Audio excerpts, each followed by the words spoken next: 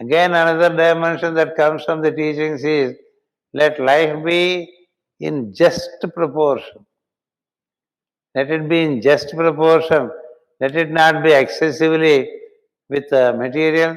Let us not be excessively with the spirit. Let us not excessively with money-making activity. Let us not excessively indulge in group activity. Let everything be given its place and let a proportion be decided. Just proportion means it is the best combination of all activities. No yogi or yoga student is recommended to avoid things. You can have your family life, you can have your professional life, you can have your spiritual practices, you can also have some kind of socialization among people who have similar attitudes in life. So you don't have to leave anything. Nothing need be left. Everything can be accommodated. Then it becomes an approach of synthesis.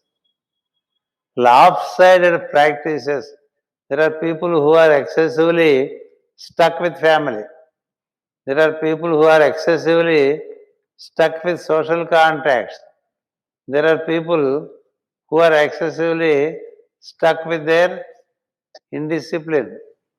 Indiscipline relating to food, speech, and other things. And there are people who are excessively doing the spiritual practices.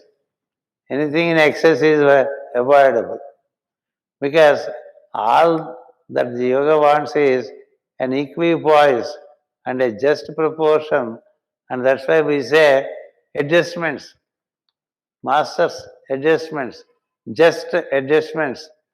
Like that we sometimes say, to make sure that we fall into a rhythm by which all is accommodated, nothing is given excessive importance, while for a disciple, the paramount aim is to realize the light in oneself. And we make sure that we regularly recollect to ourselves what we need to do and ensure that we only keep doing that. And it includes all program of life. That's where it is merry life. You are not prevented from having a family, from holding a family. You can have a good family and also even children, grandchildren. All this is possible. You can have a good profession.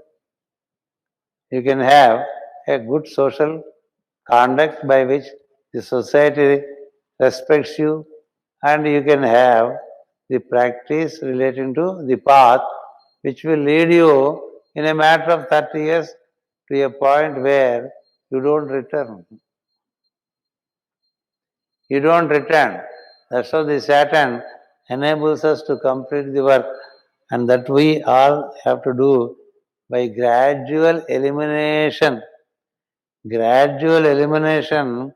of things in our personality, so that our sail is unhindered. Our path is unhindered, and our cruising on the path remains peaceful and consistent.